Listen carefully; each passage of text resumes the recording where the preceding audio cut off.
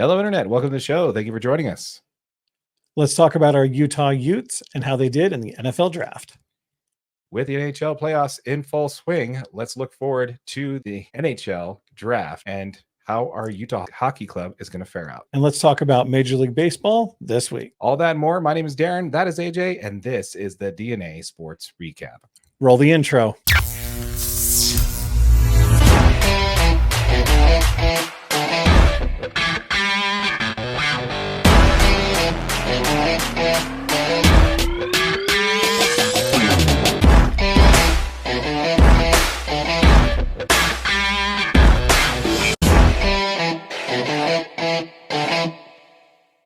How's it going, AJ? I'm doing good, buddy. I'm doing really good. How are you? I am living the dream, man. Gorgeous day outside. It is so nice outside. It's like cold enough to where if you're in the shade, you want to have a jacket on, but if it's warm enough in the sun that you can't have a jacket on, it's like the perfect weather in Utah, in my opinion. Yes, and like 60 degrees, it should be beautiful. Yeah, slight breeze. Yeah, you know, I can hang. Yeah, no inversion. It's just great. It's just great. Yep. Yeah. Before we get into the content, we need to do a pre-show cheers. Yes. Cheers to you. Cheers to you, my friends. And before we get into the content, folks, we'd like to remind you that if you do like this content, if you like this video, please feel free to scroll down and drop a like on this video. It helps out the channel a lot. Also, consider subscribing to this channel if you have not yet. We are giving away the first $500 that we earn in AdSense revenue back to our subscribers once this channel is monetized. So make sure you hit that subscribe button. And yeah, we look forward to giving that money away. So make sure you're involved in that. Absolutely. All right, so let's go ahead and do a little bit of discussion on let's talk about our boys on the hill, shall we? Dude, let's do it. Been a while. Let's do it. Dude, it's been a while. It has been a while, but I'm gonna tell you, our Utes did pretty good in this NFL draft. Yes, yeah. That's the topic of discussion today. Is we're going to discuss how the boys did up on the hill, how they did in the NFL draft this year, which happened last week. We want to make sure that we did it right around this time because last week we had a bunch of stuff going on with the NHL stuff, and yeah, we really want to see how free agency kind of wrapped up. So we figure we're enough time separated from that. So let's go ahead and start. Let's start with our first overall pick, which is the second round, number 60 overall, Cole Bishop. Goes to the Buffalo Bills. Tell us about your scratch golfer buddy there, Cole Bishop. Dude, I absolutely love this pick for the Bills. Like, Cole Bishop is going to be one of those players that's going to make an impact on the field immediately. I do predict he is a starter to go into this season. Really? He's that level of player.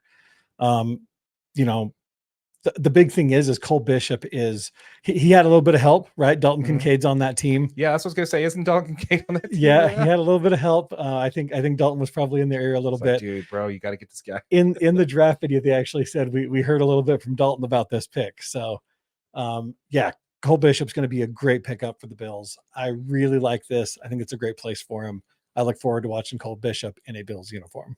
Dude, it's too many youth players on the Buffalo Bills. You know, I might have to start following that team a little more closer this year. And then they ended up signing Keaton Bills to a unsigned free agent contract. Yes, we'll get to him in a little bit here. Actually, let's just talk to him right there. Yeah. So free agent, Utah and Conner Canyon High School, by the way. So local guy. Yeah. And so he signed a free agent deal. Do we know anything on that deal at all? I didn't see any details on the deal, but I know that these guys do need some help on the offensive line. And I was a little bit hesitant. I thought Keaton Bills, I can't remember if he had one more year of eligibility or not. I felt like he might have had one more. I think he had one more year. And I felt like he might have jumped a little bit early. I wasn't quite sure if he was ready, but yeah, that's what I was going to ask you on this one, because he signed as a free agent, or is it a mini camp invite? I think he actually signed as a free agent. Yeah. Okay. Yeah. Let us know in the comments down below, folks. Let us know if we missed on that one. But yeah, I do think he's what am I doing here? I do think he's a good addition to that team for sure. I think so. I think he kind of hurt he could have been drafted. I don't know. There's some players that think that, you know, and some experts out there that say if you're going to be going in the third or fourth round, you might as well just try and go for free agency, because then you don't have to worry about not going to the wrong program, like ending up in, you know. Yeah, because if you're not going to get drafted, then you at least get to pick where you end up at. Yeah, you don't want to end up in purgatory somewhere where you know, zero development, zero chances. You play 3 games and stuck behind a starting line that you have no chance of moving either. Yeah, you know what absolutely. I mean. So the next player we have to talk about is Jonah Ellis. He went in the third round, number 76 pick overall to the Denver Broncos. Edge for Utah. Tell us about Jonah. Dude, I mean, Jonah Ellis is one of those guys. He was predicted to be a first-round player in a lot of the early predictions. He did get injured at the tail end of last season. I think that definitely hurt his draft stock. But I mean, Denver needs all the help they can get on defense. They really, really struggled last year. Jonah Ellis this is another guy that he's going to have a shot to be in the rotation, right? I think he's going to get some playing time early. I mean, this dude's a weapon on the end. He's fast, he's athletic, and I mean, he's strong. He's going to be that guy he has a potential to be that guy for Denver, to make an impact right out the gates. Love the Jonah Ellis pickup. I think he's gonna have a great time in Denver, and he's still close to home. He's gonna get a lot of playing time over there because the Broncos. I don't know if they know what they're doing, but I think that can only benefit Jonah for quite a bit there because they got Zach Wilson now going there. Yeah, which Zach Wilson, and then they drafted Bo Nix. Yeah, which is fine. I mean, obviously Bo Nix is gonna get the starting job. Zach Wilson's gonna be behind him. I think that's how that's gonna end up working out. I think Bo Nix is a better quarterback than Zach Wilson. I don't think anybody. Yeah. I mean, there's no question there. Just in case he's not ready, you've got, you got Zach Wilson there. But anyway, I want to talk about this next pick because this next pick is the one who I think has a chance of being a starter from the get-go with the Detroit Lions, and that is Sione Vaki, round 4, number 132nd overall. Again, going to the Detroit Lions. I think this kid's a stud. I think he's got the talent to be a starter right from the get-go.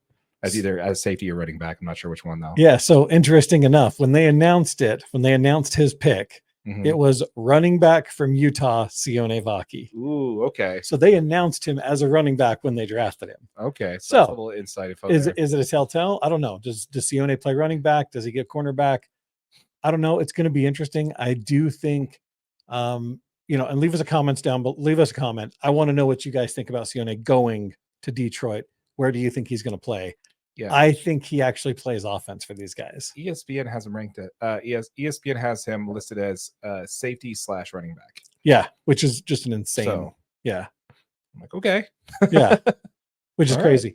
And it's funny because his 4.4 time or his 40 time at the NFL Combine was actually not super fast for a safety. I mean, or a running back, because running backs are even faster.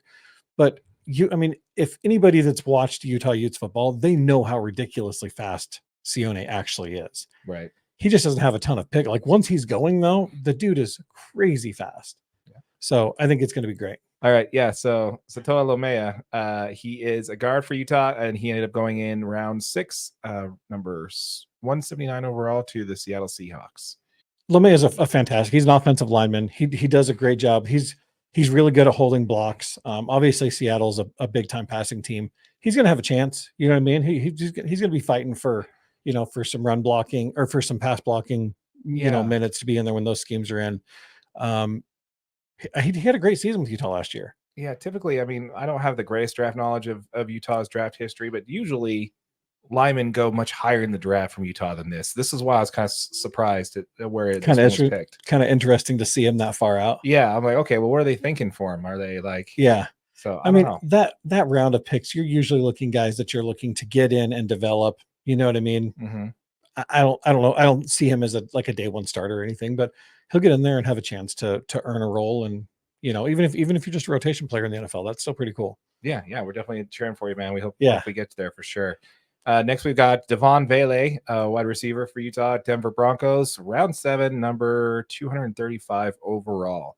So, 2 Utes go into the Denver Broncos and 2 ending up with the Buffalo Bills. Let's talk about Devon Vele and what do you think his prospects are there in Denver? I love this pick for Denver, actually. Devon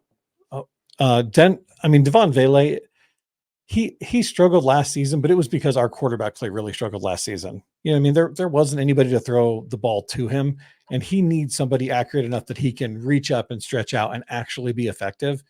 He didn't have that last year. I mean, we just didn't have anybody to throw a deep ball to him. Bryson Barnes wasn't going to be that guy. No. So with him going to Denver, he's going to get a quarterback like Bo Nix that loves to sling it. Yeah. That loves to sling it. That is just absolutely deadly in crossing routes that Devon Vele, even as a wide receiver, can run 10 and then cross, and Bo Nix can put it on the money. This Devon Vele is really, really talented. He's got a good chance to get some actual wide receiver minutes there, or snaps. Right. This is a really good pick. I love it that he's there with Joan Ellis. That's pretty cool. Yes. Two players from the same school going. You're only 8 hours from home here. Devon Vele, I think he's got a real chance to actually be a difference maker out there. Nice. Okay, so that is all the players that were drafted. Let's go ahead and move into some of them that were free agent signees or minicamp invitees. Thomas Yasmin, the tight end, also going to Denver as a free agent. Love this. One more, man. Yeah. We got a whole Utah crew over there. Yeah, like what's going on there? I mean, we're just trying to chip in for the fun bus. What's going on? I think Denver really likes the way the Utah develops players. I guess so. I mean, and the fact is every one of these guys between Jonah Ellis, Devon Vele, and Thomas Yasmin, these guys are all freak athletes. Freak athletes. I mean, Ellis at the defensive end is massive. Devon Vele is like 6'4". He can reach out. You know what I mean? Like he's just a purely size receiver. And then Thomas Yasmin's like 6'8" rugby player that will just absolutely mow you over. Yeah.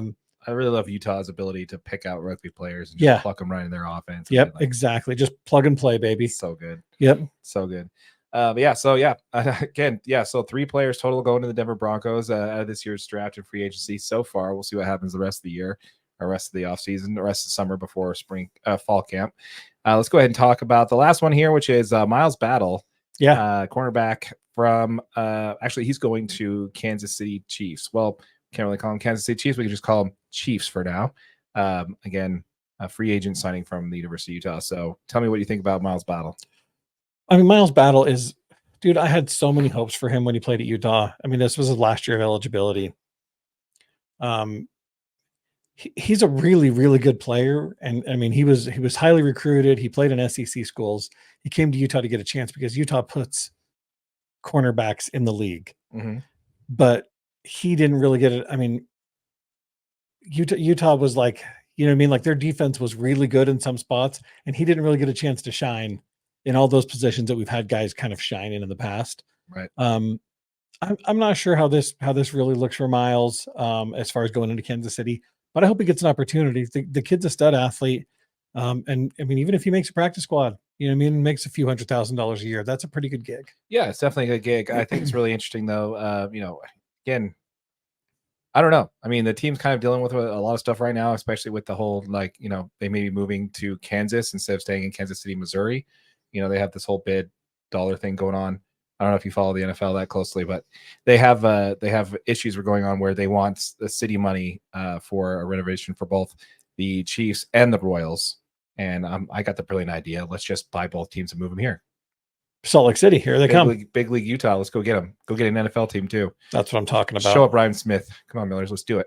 Yeah, we're calling you out right now. Yep. But anyway, so the plan is that they're either going to stay where they are and want city money, or the state, Kansas, wants to bring them over there with a 100% funded stadium. So that's kind of what they're dealing with right now. But anyway, I don't want to spend too much time on that. Let us know in the comments down below, folks. Let us know what you think. We want to hear from you. Let us know what you think of the players that were drafted from the University of Utah. Also, let us know what you think about the free agency pickups or the mini camp invitees. Let us know if we missed on those ones. I'm pretty sure those were all free agent signings, but let us know if we got that wrong. Let us know what you think. Is the Broncos going to be a Utah team? Let's find out, right? There's already plenty of Broncos fans here in Utah anyway. Yep, so absolutely. That's definitely a good fit. So let's stay with the University of Utah here for a second here. Okay. So we talked about a little bit last week about Kevin Young being hired as the head coach, his being a nice little payday, $4.2 million per year type payday.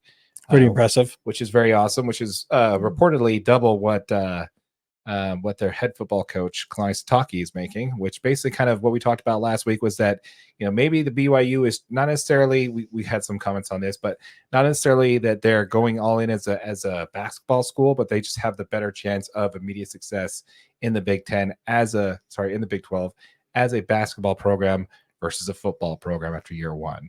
Yeah. So with that said there, that's kind of what we talked about. Now, this has actually just changed a little bit more over the last 48 hours. We did get another blow there that was announced on May 1st. The University of Utah head coach, Chris Burgess, is leaving Utah to go back to BYU.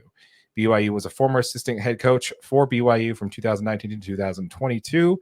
It's a big hit to the growth of what we saw for the University of Utah this year, who just fell a couple games short of making it to the NCAA tournament bid. Making a bid for the NCAA tournament anyway. Burgess is known as one of the best, if not the best, recruiter in the state for all the local talent. and he's really good. He's a really good bigs coach for young talents. He's really good coach for the bigs. Yeah. So again, like I said, we talked about this. This is kind of just another thing where I think that BYU is really going in on it here. I mean, he was getting paid $250,000, $250,000 a year to be the assistant head coach at Utah. Obviously, the BYU had to pay him more than that to bring guaranteed. him over, to bring him back to a team when he was actually up for the head coaching job at BYU. So he actually interviewed for that job. So something tells me there that they offered him a little bit more than he's at least somewhat significant pay raise from what he's making at Utah. And better opportunity there for him, to be coaching underneath Kevin Young. I don't know. What do you think? I mean, I think you're absolutely right. I mean, this is obviously this is a decision that had financial impact on him, as well as, I mean, it's another opportunity, right? Coaching under Kevin Young is huge, dude. Yeah. Like, you go and you show that you can develop players and you can bring them in and you're still a great recruiter. You're going to have a chance to coach much more places than just BYU. Not to mention, it's pretty obvious that BYU just spent the money. They're going all in on basketball. Yeah. They're looking to win some ball games. Utah's at least 1 or 2 steps behind them at this point, right? Oh, a couple. We still don't have a head coach that's really ready to turn the program around. Our recruiting's been okay. Utah's got some work to do, and I think he just kind of saw the writing on the wall. Yeah, it really kind of hurts, man, because I remember back in the day, this used to be a basketball town. Utah used to be a basketball town. Our team, our football team, used to be a team that was, we just want to get to bowl eligibility for the University of Utah, and we want to beat BYU. That was really the height of our football side, and now it's all we needed. Changed. So I really would like for BYU basketball to return to somewhat of dominance in the conference, which also did get another blow here as well. It just also announced today that the former Utah big man, one of the center for the team, Kiba Keith, sophomore, has entered the transfer portal. He averaged 8.3 points per game, 5.4 rebounds, and a block per game last season. Yeah, one of the pieces that we definitely could have built around for next year. So that was also a blow. So not a good 24, 48 hours for the University of Utah on the basketball side. No, they're struggling. Yeah, so not good there, not good. But anyway, so let us know in the comments down below, folks. Let us know what you thought about that. Do you have high hopes for BYU? Sorry, do you have high hopes for Utah going into the first year in the Big 12 as a basketball program?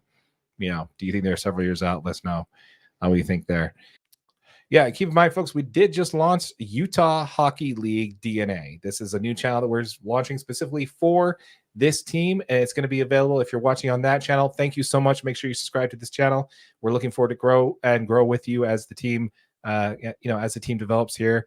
If you're watching this on our main channel, we'll have a link in the description to that channel if hockey is what you want to follow specifically. Link down below. All right, so let's go ahead and talk a little bit about your Utah Hockey Club. Now, we don't have a name for them, so we're just going to call them Utah Hockey Club for now, which is bad for the algorithm. We probably should go Utah NHL or NHL Utah, something like that. Yeah, apparently. So, yeah, we'll make sure that we focus on that. First of all, appreciate everybody for watching that video. That was definitely a different direction that we tried to go for this channel, where we actually did the live in-person interviewing folks, going down to the little welcoming the team here. So we really appreciate that you guys supported that video and got us, I think, over 1,200 views on that. Over 1,200. Yeah, so that was awesome. Appreciate the engagement, appreciate the comments. That was definitely something that we don't normally do, so we really appreciate that you guys liked it, and hopefully we can do more of those for sure. So why don't we go ahead and talk a little bit about what we know about this team currently. Yeah, absolutely. Okay, now again, shout out to PHNX in Arizona that for the Coyotes, they had a podcast. They actually just did their last episode about a week ago, and they did do a whole episode, which we linked in our last video on hockey, about prepping Ute fans for the team that they're getting. I did get a lot of that from this. I also did a lot of that from basically just kind of just reading about the team and watching how they did and some highlights and stuff like that. So a lot of that is part of that, but I just want to give that podcast out there a shout out, because they couldn't have done it in better, classier way to lose a franchise to go somewhere else. They just chef kiss, man. You guys, top notch. It was awesome. Yeah, class act, you guys, class act. So yeah, and also go ahead and drop us if you are watching this, you guys go ahead and drop into shoot us an email. We'd love to interview you and get some more detailed information, some more inside info from you on this team that we're going to be DNA Sports Recap at gmail.com. That's right. Yeah. Or just either way, comments, that works. Email works better. Sorry. But anyway, so let's go ahead and talk about how they fared this year so far. So they finished second to last in the Western Central Conference with a record of 36-41. So not great as far as the last year. But obviously, if I was a I mean, just look at the Oakland A's, man. I mean, if you're you're in this situation with terrible ownership, you don't know where you're going to be playing. You're playing in front of less than 5,000 fans. For a professional sports arena, that's just not a place that's going to do well. I think simply just being here is going to have their record be at least 500, even just with that alone. Just being located in a better big difference, man. Yeah. Not that the Coyote fans, you guys are awesome. I heard great things about you. Showed up. But you guys didn't really have the opportunity to show up and support the team like you should have. Shame on you, ownership there for that. But anyway, that's what we're here to talk about. We're here to talk about the team and how we think they're going to go forward. So let's first start with, let's talk about a guy with the first name that just, is, near and dear to my heart. Let's talk about Clayton Keller. Keller. Absolutely. So he's a 24-year-old, four-time All-Star, approaching 200 goals. He's basically going to be the face of the franchise pretty much going forward. Yep.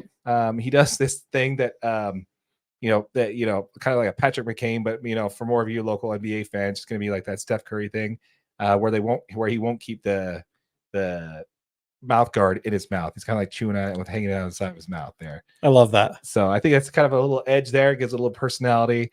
And I don't know if you saw him when they were doing the intros and everything, which, by the way, they always never said what position they play. They just said, hey, they didn't say their name till like the end. Looking forward to play here. By the way, my name is, that's great. But anyway, what's your take on Clayton so far? I mean, Clayton Keller is like the most young, exciting player coming onto this team, right? I mean, he's been really reliable. He played in 78 games last year. I mean, he scored a team high 33 goals last year. This kid's electric. He's like the future face of this team. Mm-hmm. I mean, as long as he can continue to stay healthy and play in games, he's got a huge opportunity to play in front of a super energized Utah crowd. That's going to be really fun next year. Absolutely. I look forward to it. Hopefully, even though we're pretty much booked on everybody booking for season tickets. I think it's over 30,000 when we only have a capacity of about 17,000. That's going to be a problem. So hopefully we'll be able to get some games and be able to go see that. But anyway, let's jump into the next player on here. Let's talk about the Sheriff, Lawson Krause. 20 goals in all over the last 3 seasons. Ideal teammate for has that big body on the ice type things. He has a dog named Butterpig that has his own Instagram. That's legendary. Which is awesome. Absolutely. Go ahead and follow Butterpig. That's right. We will be. We'll link to him on our Instagram. We'll definitely figure that out for sure. Butterpig's a man. Yeah. So, I mean, he's got that big body on ice, kind of that enforcer, kind of not necessarily enforcer because he's not like looking to pick a fight, but he's definitely that big body on offense there. Like I said, ideal type teammate. What's your take on the Sheriff there? I mean, just like you said, big dude, right? Mm-hmm. Pretty reliable. He played in 81 games last season. Wow. This guy's got a huge opportunity again. You know what I mean? Like this team is going to be, they're going to need someone like that to continue to go forward and, keep pushing to kind of lead this team to success. Nice. So moving on, we got Matisse Michelli. This is an elite passer, finding himself as kind of like a shooter in that second power play scenario there. Right. I don't know. What's your take on Matisse there? Matisse is Mr. Ultra Reliable, man. This dude played in all 82 games last year. Wow. Okay. Yeah. So, I mean, he had 17 goals last year. He is, he plays in all the games that he's typically doesn't start. He doesn't play quite as many minutes as like a Clayton Keller or a Nick Schmaltz. So, but he comes in and provides reliable minutes and makes sure that this team stays on track. And, it's going to be good. He's a great addition, and he's going to help this team a lot this year. Yeah, and it was mentioned by the Phoenix Coyotes podcast there that whenever he scores a goal, you got to do the fingerprints. Michelli. Oh, really? You got to go Michelli. So that's something we got to keep going. So Utah Hockey Club fans, remember that every time he scores a goal, Michelli. I mean, he's from Finland, but doesn't make he's not Italian, but I think you might be offended by that then. So you think he would be, but apparently not. So that's just what we were told. Apparently it's a thing. We're going to keep it going for you Coyote fans down there. So, yeah, I don't know. I think it's going to be fun to watch him for sure.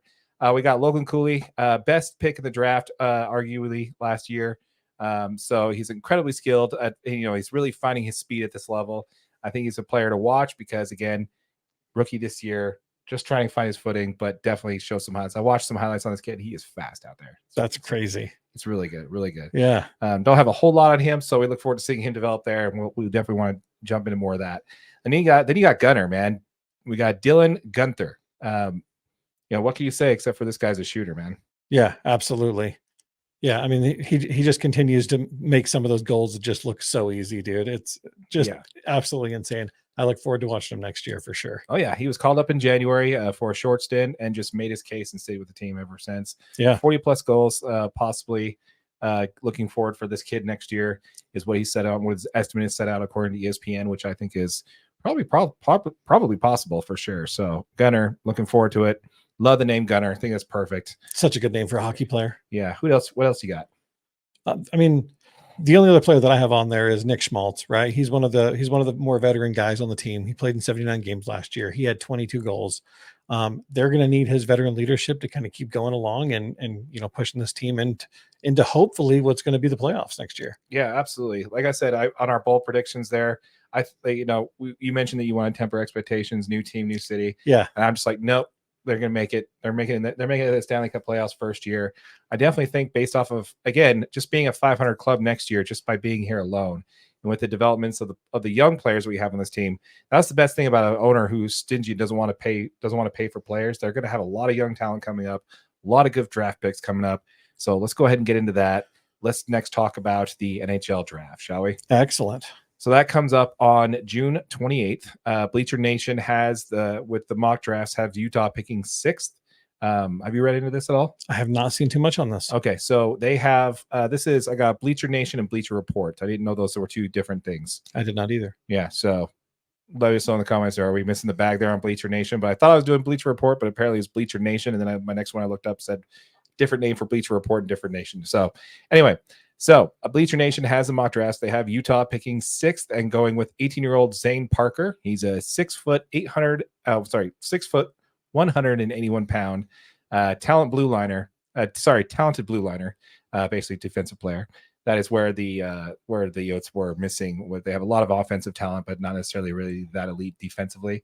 So they're estimating a lot of defensive players going to be picked up on this draft. So that's why they have. Bleacher Nation has them going now. He, as far as he can really move the puck, it's assisting on 63. Had 63 assists last year, and he led the OHL, which is the Ontario Hockey League, with defensive men in points. He's ranked 5th among the North American skaters, and Button has him ranked as high as 3rd. So this is going to be, again, quick skater, man, light on skates. I think he's got a willing passer. As an 18-year-old kid, though, that's I don't know. I like him. From the tape I watched from him and what I read about him, I think he's going to be, exactly the type of talent we're going to need to develop on the defensive end. And you want somebody who's going to be able to make assists from the backfield, from the back guys like that. So absolutely, being a willing passer is going to be huge because you've got guys that can score goals that are already offensive minded. But being defensive and then also, being able to pass the puck up. We'll get used to it, guys. Yeah. We'll get used to it. Okay. We're going to have a few slip-ups on that. Yeah. We're new to covering this hockey thing and we're excited about it. So definitely bear with us on that. So the Bleacher Report actually has us taking Anton Silyaev, which I'm butchering that name. But he's an 18-year-old player from Russia. He's 6'8", 207 pounds. He's a big boy. That's a big boy. Big boy. Top defensive rated player coming into this draft and rated as the #1 international skater. Personal note. Might be talking a little bit more about my personality, but my autocorrect changed that to soaker. Don't know what that's about, but anyway. Wow. But yeah, so I think Anton would be, again, also a great pick. I don't think he's going to be available at 6. I think there are plenty of teams in the top 5 that are going to need defensive help as well. I don't think that he's going to slide to 6, especially being a #1 international prospect. Yeah, international prospect, skater, top defensive rated player. I think someone's going to pick him up, but Beach Report says he's going to be available there. I know if he is, I say that's a no-brainer for sure. This team needs defense, and for my limited understanding of hockey, I think those both are good options there.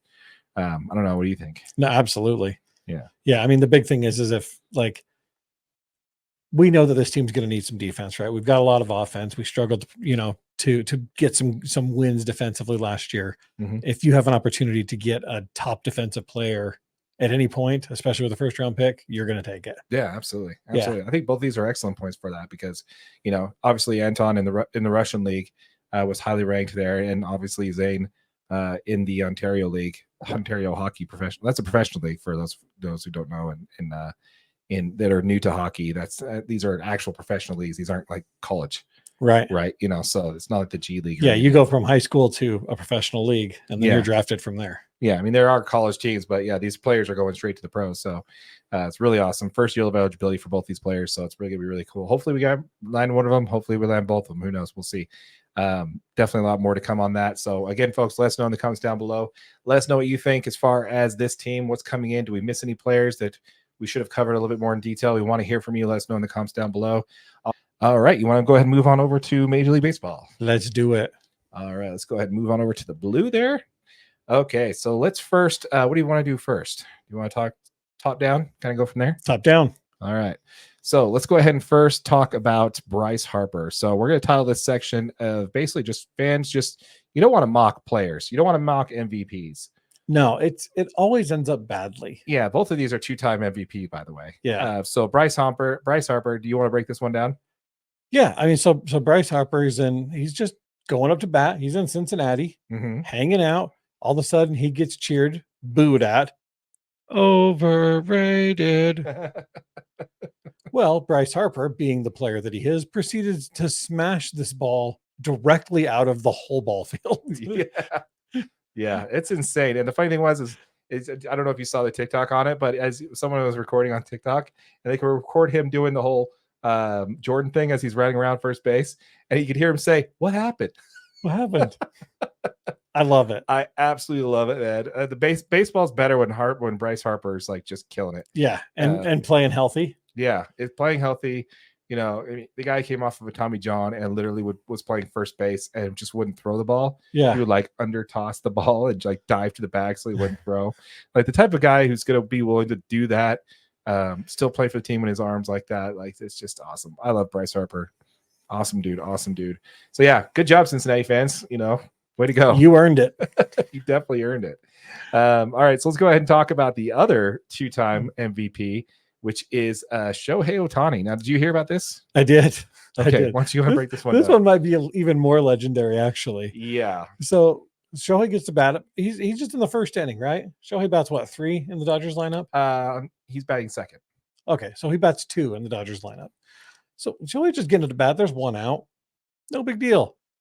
He gets up. Toronto fans just lay the booze on him. They lay it on thick like mayonnaise. Yeah. So you know what I mean? Preface it. Were the Toronto Blue Jays fans booing Shohei Ohtani? I don't know. Oh, okay. I'll tell you. I didn't see that part. Okay, so Shohei Ohtani was getting booed by the Toronto fans because of the whole thing. Remember we talked about this last year when we talked about, he's on a plane, he's headed to Toronto, and it was like the story for 24 hours that he was going to be a Toronto Blue Jay.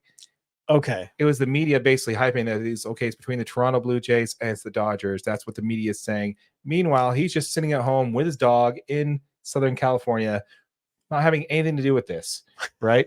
And then he feels the need to have to apologize when he makes his announcement on his own Instagram that he's going to the Dodgers. And everybody's like, guys, he's not on a plane in Toronto. He's in his home in LA. Just chill.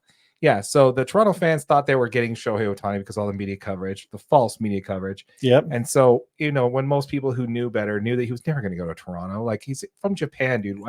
He's going to be on the West Coast. It's going to be closer to home. Yeah. If anything, he's going to go to Seattle, right? If he was going to go to, absolutely. not more direct flights. Yeah. So it was just didn't make any sense for him to go to Toronto. But yeah, so the Toronto Blue Jays fans let him hear it by booing him. But anyway, so what happened? I think it was the second pitch of the at-bat. Yeah, second pitch at the at-bat. So, yeah, obviously the Toronto fans are laying it on him, man. Thick, mayonnaise, back to that. He proceeds to smash this ball again directly out of the park. Yeah, I think it was like 118 miles per hour. Well, so, yeah, he smashed that one like 118. And then he gets up again, right? Next time he's up at bat, and he hits a line drive 119.2 with the exit velocity for a single. Right. The hardest ball he's hit all season long. Which was last time he hit 118 miles per hour in a game previously. That was the hardest hit ball of the year so far. Now he's just hit 119 mile per hour exit velocity, which is also a record for him, by the way. So this guy, he's only getting stronger, which is really sad to say. Which is crazy. And he's on a repaired arm right now. Like, I mean, obviously he was my pick for MVP, which, believe it or not, screwed that one up, guys. Holy cow. Sorry, everybody. Like but anyway, we'll talk about that as we get closer to that. But yeah, so honestly, yeah, what's the lesson of today for this one, AJ? The lesson would be don't taunt players. Don't taunt Bryce. Don't taunt Shohei. If you're going there to be a fan, don't taunt anybody, because don't taunt 2-time MVPs. Just don't. Well, I mean, if you're going to pick somebody to taunt, don't do the guys that can smash you into the ground with their own bats. Yes, you literally picked on 2 players that, like I said, are 2-time MVP players. Yeah. And both in the running to be an MVP again this year. Yep. So it's just insane. I don't understand it. It doesn't make a whole lot of sense to me why you would boo those players. But anyway, good on you, Seattle. Cincinnati. Good on you, Cincinnati. Good on you, Blue Jays, for booing Shohei and booing Bryce Harper there for Cincinnati fans. I think that's fantastic. Hilarious story. More to come on that for sure. Let's go ahead and move on over to, let's talk about the Anaheim Angels, since we just talked about Shohei Ohtani, a player they lost. Yeah. Let's talk about who else they just lost. Have you heard? Did you read this? I did. Okay. I did. I actually feel bad. I feel bad. Do you? Yes. Because he got a standing ovation like they did with Trey Turner. Remember, he was just dog shit garbage for the Phillies the first half of the year. And then they gave him a standing ovation, and he just went on a tear and just dominated. Yeah, played out of his mind. Best shortstop in baseball for the second half of the season. Well, the Angels fans tried to do the same thing. They cheered on Anthony Rendon. Let's go Rendon, or something like that. Yeah, exactly. Mm-hmm. And he actually did play a little bit better. I mean, he did try to leg out a single, which I think he's more disappointed that he made it than anybody else. He's like, man, I have to stand on this base. Now I have to run more. Now I have to try. Yeah. But this is the worst. Yeah. But anyway, so what happened with Anthony Rendon? Well, I mean, it's announced that he's got a partially torn hamstring, which is going to put him out for the rest of the year. He obviously just signed a massive contract in the offseason. No, this was 2 years. That was 2 or 3 years ago. Okay, so he's obviously on a massive contract from a couple of years ago. Yeah, which, by the way, Angels fans, they only owe him like another $100 million. So you're almost there. And it's really tough to pay $100 million for a player that's not playing. Yeah, I think they said that so far in the 3, I think this is 4th year on that contract, he's played less than 1 year of baseball. That's on insane, that 4-year contract. Like, honestly, got to be the worst contract in baseball history. But it just gets worse for Angels fans. I don't know if you've heard this, but the man, the myth, the legend, the best position player of our generation, Mike Trout, also went down with injury too. Oh no. Yeah. So he's done too. He's gonna be back this season, but I mean, the guy was on pace for 50 home runs and 40 stolen bases, which at his age, outside of his prime, still having that still in the top 5 percentile for sprint speed. I mean, come on, man. Yeah. Hopefully this doesn't slow him down because it is a knee injury, but I don't know. Yeah. Sorry, Angels fans. You got the worst ownership in baseball. You couldn't do it with the 2 best players in baseball, and now you just lost. Yeah. But, Utah. Hey. Artie Moreno did want to sell the team last year. Millers, get on it. We've got a franchise for you. These are subliminary messages. Make it happen, guys. Make it happen. As Darren talks, you're in one ear, you're going to listen to "Move them to Utah." That's right. The other. If you build it, they will come type scenario. Yeah, and we'll build it. And we will build it. Guarantee $900 million on the books, ready to go. Yeah, I guarantee we'll build it. Love it, dude. We got to do that. Love it. Let's start the campaign. # Angels to Utah. # if you build it, they will come. I like it. All right. So do you hear about? I'm sorry. I don't know if you can actually use that though. I don't think you can. I think it's copyrighted. Damn it. Okay. But yeah. So hey, it's worth it. It's worth a shot. Yeah, it always is. Yeah. So did you hear about the change? I heard about all kinds of changes. The most recent change. Did you hear about the jerseys? I did. So let's talk about the jerseys, man. Let's do it. I think you called it, man. You're like, it's not forever. Although you did say it happened before the regular season. I did think it would happen a little sooner. But that's just you being the optimistic SOB that you are. I am. Love you for it. So sorry, fans. But yeah, so apparently we're getting some issue. Apparently this is from the Players Association. Some of this stuff leaked that they have been complaining about the jerseys. So let's break down what's wrong with them. Kind of just covering that end to end there, like what the issues are with the jerseys.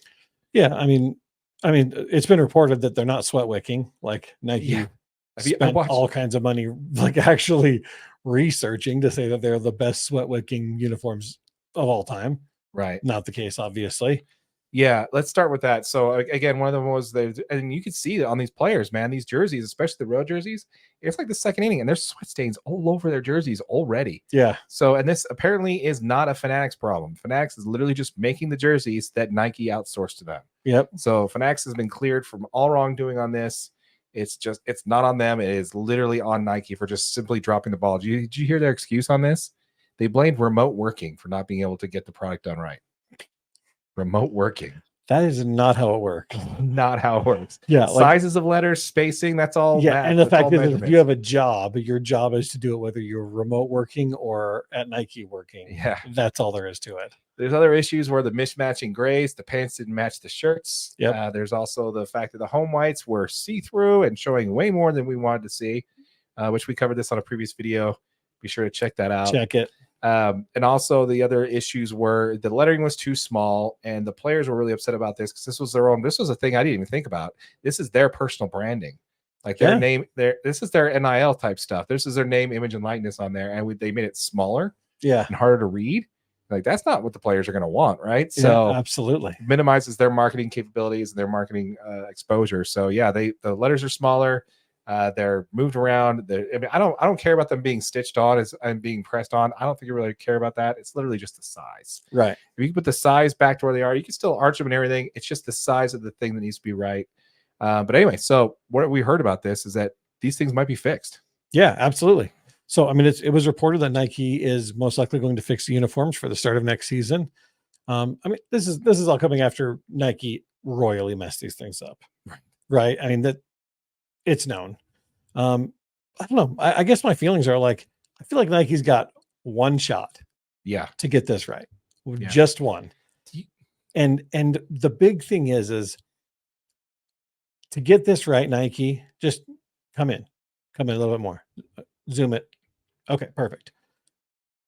If you want to get this correct, rather than doing body scans and over innovating things, do everybody a favor and do the players that have to wear these jerseys every day, go ahead and ask them what they want in new jerseys.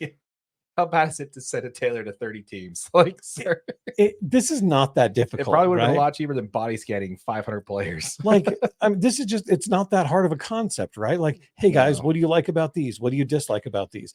And then give the players exactly what they want so they can go out there and be 100% comfortable in the uniforms that they're playing a sport that everyone loves to watch. Yeah. I mean, do you think this is actually going to create a black market for this year's jerseys? Like they're going to go up in value because they're so guaranteed. I think that, do you think this was on purpose? Oh, by Major League Baseball? If so, it was a genius plan. I don't think it was on purpose though. Yeah, I wouldn't give them that much credit. But it will absolutely, these jerseys will be eBay finds. I like it. I like it. All right. So let's go ahead and pivot on over to our Cy Young picks, shall we? Yep. Okay. So let's go with the National League. Who you got and why? Go. Okay. So I have Ranger Suarez from the Philadelphia Phillies. Okay. All right. He is currently number 1 in Cy Young predictions. He's got some close competition from Tyler Glass now, obviously showed him Imanaga. Mm-hmm. He does have 6 starts, which he went 5-0 in. He's thrown for 41 innings. Okay. Which is averaging 6 2/3 innings a game, which is pretty impressive for starters in the league right now. Right. He does have 40 strikeouts. He's thrown a shutout this year. And his current ERA is 1.32.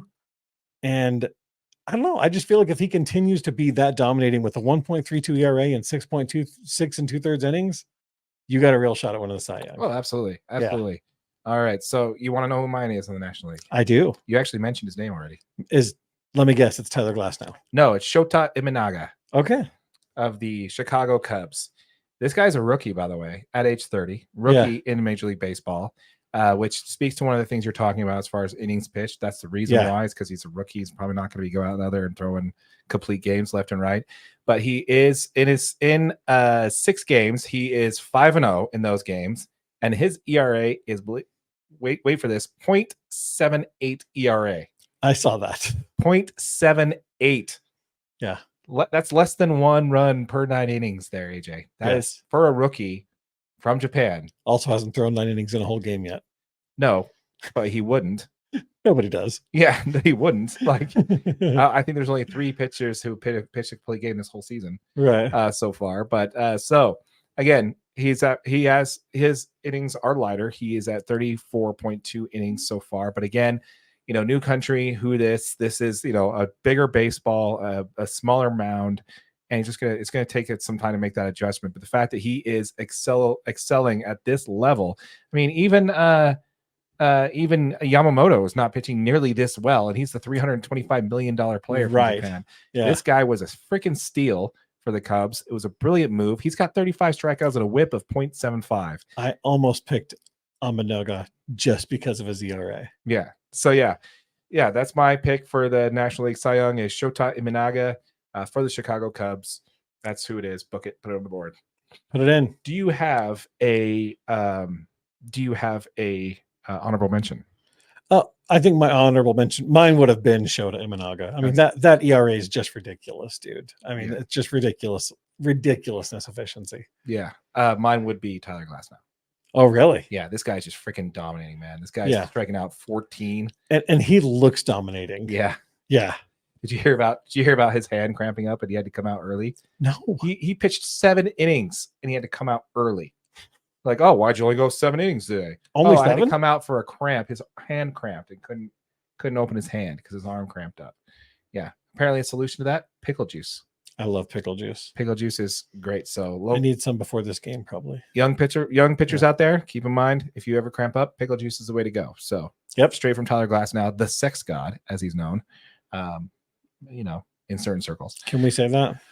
I don't know. We swore a couple times on TV already. So shit. There it is. There's another one. All right, let's go ahead and move on over to the American League. Tell me who your American League Cy Young Award winner is and why. Go. Okay. I'm going to go with Seth Lugo of the Kansas City Royals. Okay, this is the second week in a row you're talking about the Kansas City Royals, and I've warned you twice now. We don't make videos about the Royals. I'm sorry, dude. Because nobody watches them. I'm sorry, but have you seen this dude play? Yeah. Remember he was the one who's complaining about them stealing the signs from second base against the Dodgers? Remember that little whiner? Yeah. But tell me about this guy and why. Let me tell you why. Okay. Let me tell you why Seth Lugo wins the Cy Young. Seth Lugo is currently number 4 in the current Cy Young predictions, and he's behind. I mean, he's actually the highest ranked starter in all those predictions. Some of the closers are actually currently higher rated than him. Clay Holmes, Craig Kimbrell. You know what I mean? So Craig Crumble. No, I call him Craig Crumble. Oh yeah, but it's Kimbrell. He's thrown like 3 saves this year already. Yeah, well, things happen. Great. Okay, so in 7 total starts, he's pitched 45 innings, and that's again really good production. 6 1/3 inning, like averaging 6 1/3 innings is really good. He's got 31 strikeouts. He's 5-1 as a starter. He's got an ERA of 1.6, and he's got that. He's just got a really nice curveball, a really nice cutter. Both of those produce above average ground balls, which is really helping bring his ERA down. So I think he's got a chance, man. I like it. I like the pick. Mm-hmm. I like the pick. My pick is going to be Tarek Skubal of the Detroit Tigers. Oh, I like this. Yeah. So he is now the only reason why I'm not fully confident on this is this is my thing on this. Like if your team is garbage, really tough to win big time awards. Yeah. Someone's got to be good on that if you're not playing in close games. But I don't know. I think this one's got. I think he's good. I think he's got. He's got in 6 games. He started 6 games so far. He's 4-0 in these games. He's not earned a loss yet, which a lot of people don't care about wins and losses, but I still do. I think it matters when your team has a lead. If you're able to get in there, complete the game, and get at least 5 innings strong, and survive the win. I think it matters. He has an ERA of 1.72, so a little bit higher than your guy. Mm-hmm. However, he is leading the American League in strikeouts with 41. He has 36.2 innings pitched, so he's not pitching as long. I know longevity in games is your big thing there. Yeah. But he also has a whip of 0.74, so even better than my guy Imanaga on the other side there. So yeah. So again, the only negative I think for him is that he just happens to be on the Tigers, who is an up-and-coming team. I do have high hopes for them, but they're not a great team right now. So we'll see about that. But that's my pick on the American League. Dude, I love it. Yeah. Do you got any honorable mentions on the American League? I think Clay Holmes.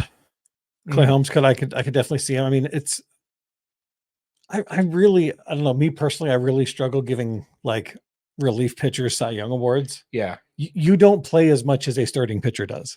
Right. When your innings pitched are a third at the end of the season of what a starting pitchers are, I just, you can come in and be great for 2 innings, but like Can you do it for 6? Yeah, true. So I would like to mention when Eric Gagne was the closer for the Dodgers, he got a Cy Young that year, and he was just lights out, man. He was game over whenever he came in. I mean, and that's the thing You is, know. if you can be absolutely dominating, right? Like every inning you're in, and you keep a below 2 ERA, that's a completely different story. Oh yeah, absolutely. I agree with you on that one. I think my honorable mention is going to be that Miller kid from the Oakland A's. Again, a closer. The guy's throwing like 103 miles an hour on the regular for a reliever. Most of his pitches being 103 miles an hour. He did in that last game. He did get some help from the umpires, though. Yeah. Well, you know, and we're going to talk about that in just a minute. Make sure you guys stay tuned. Yeah, we definitely will. But yeah, I mean, I don't know, dude. That kid's just dominant, and I want to talk about anything good that I can do for the Angels that I can. Sorry, the Angels, the A's, Athletics, as much as I can. By the way, they are currently sitting in 3rd place in their division. Yeah. And they're actually not playing bad baseball. Their pitching doesn't look terrible. I mean, Miller's helping them a ton. Yeah. Doesn't look bad. Yeah, they got the Angels and the Astros, believe it or not, below them.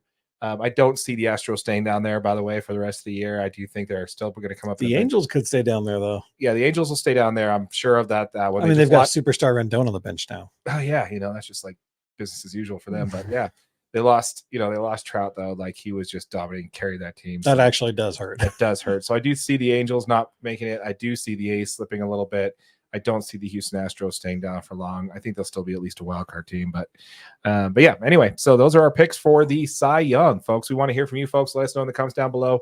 Let us know who your pick is for the Cy Young. We'd love to hear from you on that.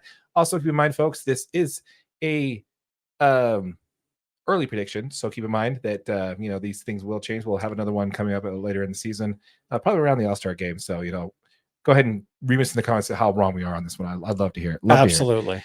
Keep in mind, folks, we are on the grind to 1,000 subscribers. So make sure if you have not yet, please hit the subscribe button on this. Please go down and hit the subscribe button on the channel here. We are on the grind to 1,000 subscribers. Once we hit that, we're giving the first $500 a week in AdSense revenue back to our subscribers. So make sure you hit the subscribe button, hit that notification bell so you don't miss out on that giveaway.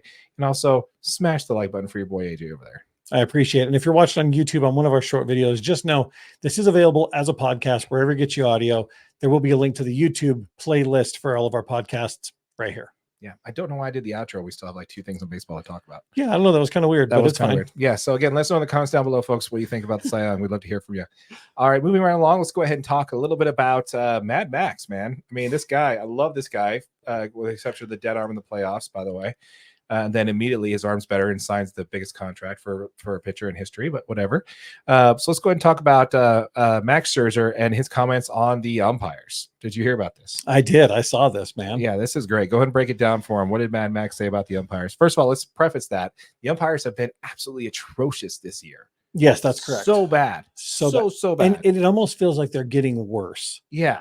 Dude, it's like so missed bad. Call after missed call. And this is all behind the plate stuff. Like even at least on the base passes, they're overturning it and catching it when they can, which I still don't know how they got that wrong. It's a pizza box, guys. Yeah. Figure it out. Anyway, so what did Max say about this? Well, so, I mean, he's visually upset in an interview that he does, saying how he really feels like they're missing a lot of calls. And he wants umpires graded against the electronic strike zone to say, okay, if you were in the bottom tier, like if you know what I mean, if you missed, bottom 10%. Yeah. But you know what I mean? So just to explain it a little bit, if you graded 100 pitches and only 90 of them were correct versus the electronic strike zone, and you're only 90% accurate, and there is somebody, you know what I mean? Let's say that's the threshold, 90%. You're now in the bottom 10% of the league. He wants somebody, he wants to move them down and say, you go back to go down to the minors. Yep, AAA. And umpire down there until you can figure out a strike call. Yeah, I talked about this when it comes to college football, when it comes to how we're going to fix the whole power conference about relegation. And this is something they do in soccer. If you're in the dead last of the Premier League, you get moved down to the Champion League. Yeah. Whoever won that gets promoted. I think it's the exact same thing, man. If you're that bad of an umpire, you should be knocked down. There's literally no accountability for what they're doing. Now, we actually do have a grading system available now already online. There's this thing that grades all their pitches and will grade them out. We actually have a pitcher that pitched an umpire last year that called a game 100%. That's amazing. Which is amazing. If I can find the video, I'll link it down below, which I probably won't because I won't be bothered. But Fair enough. I love this idea. I just don't think the umpires unions are going to let us do that because, like I said, I mean, Angel Hernandez is still in the league, and we talked about it last week about how what's his name, the manager for the Yankees, got tossed out because a fan said something. Yeah, and even though he knew it, zero accountability though. Yeah, even though he knew it, he's like, I don't care. You're gone anyway. Yeah, like, dude, you literally blew the call when you tossed the guy out because a fan said something. And then he took it one step further and was just blatantly like oblivious to it in his post-game interview. Yeah, he's like, oh, well, he's responsible as the manager for that team. He's responsible for what the fan says. Yeah, stand. Absolutely. Yeah, you're responsible for all the fans in this whole stadium. Yeah, and they were the visiting team. Zero accountability, dude. It's like the umpires should be politicians, man. It's absolutely ridiculous. This is just, I told you my theory, and I want to restate on this video because it needs to be said. I think that the umpires union is in on this technology. I think they're early adopters. I think they invested in this electronic stripe zone or the electronic thing, and they are intentionally being bad because there's just no explanation for why these guys are so bad this year. You know, I don't, other than just the fact they're getting older, maybe their eyesight's going, but you know, the fact that they have these soft of egos and they can't just accept when they make a mistake and correct it right then and there. I don't know. It drives me nuts. It's bad for baseball. It's terrible. I agree with you, Max. Love the idea. Let's go for it. What do you think? I mean, just to kind of give my final thoughts on it. I think for one, I think if you do look at something like this, it absolutely needs to go both ways, right? So if you're a bad umpire in the major leagues, you need to be moved down to the minors. And if you were a good umpire in the minor leagues, you should be moved up to the majors. Oh yeah. You should open up the opportunity to every one of these umpires and put the absolute best players in Major League Baseball. I don't know any profession. If you're not good at what you do, you don't get demoted. Exactly where I was going next. If you don't produce as a player in the MLB, guess what? You don't get a contract and you're not allowed to play. Right. And guess what happens? You get moved down. Yeah, exactly. We're definitely going to talk about a player about that in just a minute. Yeah. So we'll go ahead.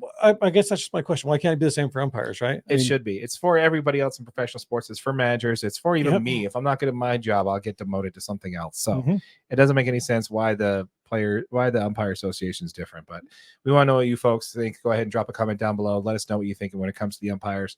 Do you think something needs to change? Do you agree with me with the conspiracy about the fact that they're in on the electronic strike zone thing? Love to hear it. We want to hear from you folks. Let us know in the comments down below. Absolutely. Yep. So let's go ahead and move on over to a player that has been kicked out of the league for completely different reasons. Let's go ahead and talk a little bit about Trevor Bauer, shall we?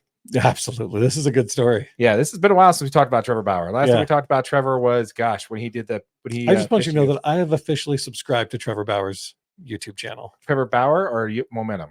Well, I think it's actually Trevor Bauer. Okay, so he's got a channel called Momentum where a lot of their content's on. Maybe that's where I saw it. By the way, you should check out Cage Ball on that Momentum channel. I am hooked on that series every single year. Keep it going, guys. Love the Cage Ball. It is fantastic. They have like a trade deadline. It's just fantastic. It's awesome. Anyway, so back to Trevor Bauer. Okay, so last time we talked Trevor Bauer. We talked about how we were disappointed in the way he treated his chance to pitch against the Dodgers minor league team in Arizona, and how he just really didn't take it seriously. Then we also talked about how he played for this Mexican team against the Yankees, against their main team. Yeah, and also just didn't really have that great of a start. Had bases loaded a lot. Kind of got tore up. Yeah, didn't perform well. Did you see his first game with this Mexican league? His first start, and he didn't play great in that game either. No, he gave up like 4 runs. Yeah, and really, he really lacked control in that game. I mean, his stuff was good. He had great movement. I watched 70% of his pitches just on like the highlight reel, and his stuff looks good. He has great movement, but he lacked control. You know what I mean? Like, he's missing over the plate, which is a really bad place to miss in Major League Baseball. Yeah, I don't care how much movement you have. If the ball ends up exactly. If it ends up middle, you're in trouble. It's just not helping you do anything. Absolutely. So let's go ahead and talk about his last start, shall we? Yeah. So he basically, first of all, he sets a record and ties a record. So did you hear about this? I did. Okay. Break it down. Okay. So Trevor Bauer does have another start on Sunday where he plays for the Diablo Rojos and defeats the Bravos 4-0. Now he has 14 strikeouts. This happened on Sunday, matching the Mexican League record of striking 9 batters out in a row. Yes. which is matching a record. Apparently, it was at the time I thought it was a record, but now apparently it's matching a record that's been done previously by Jose Ramo Lopez in 1964. So that one's been there for 50, 60 years. Yeah, so quite a record. Yeah. So yeah, the 33-year-old Trevor Bauer, again, I mean, if you follow his channel, he actually broke down a video on that. We'll go ahead and link it down below, so make sure you check it out. What's your take on that one? Did you watch the full video on this? I did. This is fantastic. I don't know why the Mexican League is letting him be mic'd up for this, by the way. I was actually very amazed that he's wearing a microphone because he talks he talks mad shit during this whole video. Yeah, well, that's just pictures online on the mound. That's just what they do. Yeah. But the funny thing is the fact that he's mumbling shit. He's not covering his mouth. He's like 4-2 slider, like anybody in the other team's dugout not lip reading and seeing what he's gonna say. Like he's literally telling the pitch that he's gonna throw. My favorite is when he gets off the mound, dude, and he's just like, "Oh, is there something that I can help you with?" He's like, "Nah, just looking." Yeah. Right after he struck the guy out looking, I was just like, he's like, "I gotta get a sword here. I gotta get his sword." He's like, "Sword," and he does his little thing. Yeah. See, that's the problem. See, Major League Baseball does not like this kind of stuff. But I love it. They don't mind. They don't like the antics on the field. The old guard doesn't, but the new guard would love it. Yeah. Right. And he would be a good fit in the new guard. However, it has nothing to do with. I will say this till I'm blue in the face. It has absolutely nothing to do with the suspension and nothing to do with the allegations for why he's not in baseball right now. It's his constant badgering against Major League Baseball, against the commissioner's office, complaining about this, that, and the other, and how they're badly managing. Look, if you complain to your boss's boss about how bad job they're doing, and then they get you out of the company, you think they're going to let you back in? Absolutely not. That's not how it happens. That's not how it works. And if you would show it, he went on Fox News, he did some interviews talking about how he needs to do better. But the second he gets on the mound and he treats against the Dodgers minor league team like it's a joke. He's like, "Hey, let a fan tell me what he wants to throw, and I'll throw that." So the batter hears what he's saying. I'll close an eye. He's making a mockery of these players who are playing hard to try and earn a contract, and he's making a mockery of it. Then he goes over to Mexico and he's playing for this Mexican team. And he goes against the Yankees, and the Yankees make it look like, "Hey, you're not as good as you think you are." Yeah. Basically, and this preseason game. You think they were really trying? Not really. No. But they shut him down pretty good, And then the first time in his start, now obviously he was sick. He missed the start, didn't get a full spring training. Plenty of excuses he can use. And trust me, in the video that you're going to watch and link down below, he does give all those excuses for why his first video was so bad. His first start was so bad. But every single one of them. Yeah. This pitcher is awesome. He deserves a shot in the major leagues. Again, the only reason why he's not in the MLB right now is his own doing. He needs to stop this kind of thing where he's doing a lot of this. Exactly. He needs to do this. Yes. Stop talking. Go out there and shove. Play baseball. Be a good teammate. Yeah. Be a good representation for your league, and you will be an MLB. Trevor. I gotta say though, I do love all of the sword and like the antics and all the on-field shit. I love it, dude. Absolutely. You know where he'd fit great? On the Braves with Ronald Acuna. Because he's kind of that flashy, you know what I mean? Like in your face.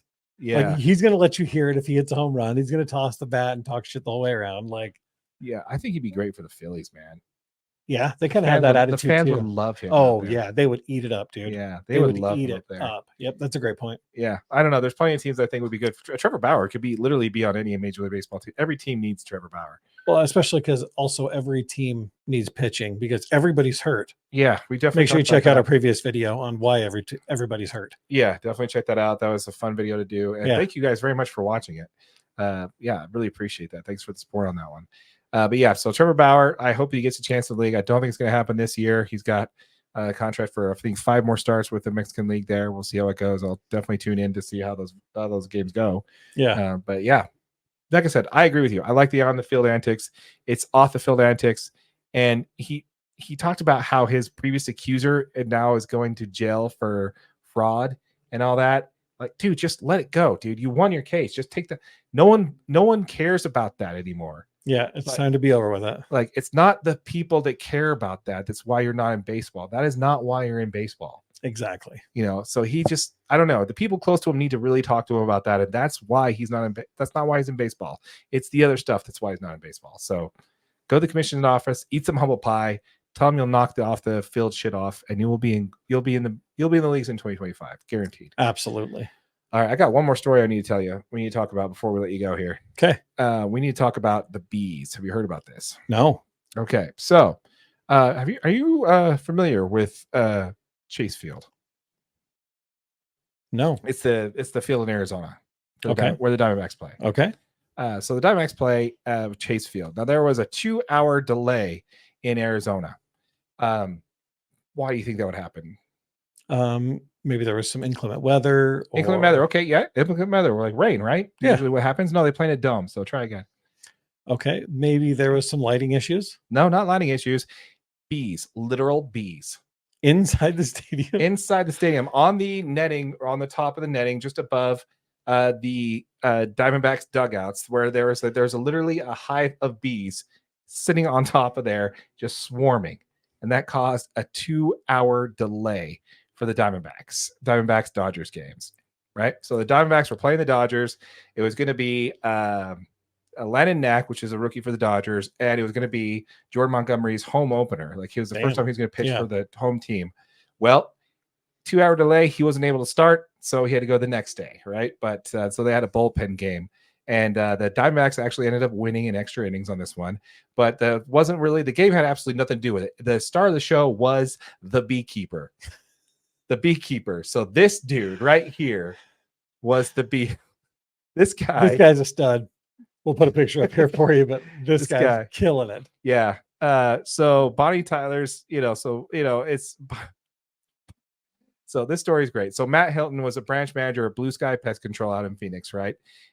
So he was called in the middle of his son's t-ball game. So, I mean, baseball gods, he's called from his son's t-ball game to Chase Field to take care of a bee problem. So he comes out there with his bee gear. Then he gets on a little cart and he's brought onto the field. He had no idea about this. He just is like, okay, what's the deal? He's like, we got a hive during. He's like, okay. And he's on the field with 20,000 people in the stands waiting for him. And they are cheering for him, giving him a standing ovation as his bucket rises up to where it was. And so he's spraying him down. He's sucking him up with a vacuum. Meanwhile, while he's sucking him up with a vacuum, Bonnie Tyler's holding out for heroes, blaring on the loudspeakers. And in true baseball fashion, they let him throw out the first pitch at his beekeeper. Dude, this is freaking awesome. This might be my favorite story of the whole year. This is a great story. So yeah, so basically Matt Hilton's been all over ESPN, became like an American folk hero overnight, and he couldn't have been more humble about it. He's like, yeah, I'm missing my son's final t-ball game for this. So that's just baseball god, baseball symmetry. He's at his son's Little League baseball game, and he is called to Chase Field in front of 20,000 screaming fans to take care of a bee problem. Take care of some bees. And then the Diamondbacks ended up winning the game in overtime. Just fantastic for baseball. What's really funny about this, and this is how I believe in baseball gods, and they are real. So let me explain to this why that is. So the Diamondbacks were playing against the Dodgers, right? The Dodgers have one of their key pitchers that's currently on rehab coming off of Tommy John surgery. His name is Walker Buehler, right? He had his last rehab start that same night. Guess which team he was playing against? Arizona. The Salt Lake Bees. No. Yep, that is baseball to a T, man. That is the baseball gods just, doing their thing just to give us the golden nuggets that they are for this team, man. That's why I love this sport. Absolutely love it. It is just poetry, man. Absolute poetry. But yeah, crazy story, right? That's freaking awesome, dude. I love it. Let us know in the comments down below, folks. Let us know what you think there. Should the new Utah baseball team be the Utah Beekeepers for the Beehive State? Yeah. I think that would work, although Arizona probably might get mad at us for that. But, we already took their hockey team. So Arizona's going to be mad at us no matter what, man. Exactly. But once again, folks, let us know in the comments down below. Let us know what you think about anything we talked about Major League Baseball today. If you liked what we talked about today in this video, a link to this type of content regarding MLB will be here. So make sure you click on that. Keep in mind, folks, we are on the grind to 1,000 subscribers. Make sure you hit the subscribe button, hit that notification bell. We are giving the first $500 we earn in AdSense revenue back to our subscribers. So make sure you don't miss out on that. Yep. And if you're watching on YouTube on one of our short videos, just know this is available wherever you get your podcasts, audio only, and there'll be a link to our YouTube playlist right here. Yep. And make sure you hit that like button for your boy AJ over there. I appreciate it. With all that said, my name is Darren. That is AJ. And this has been the DNA Sports Recap. Till next time.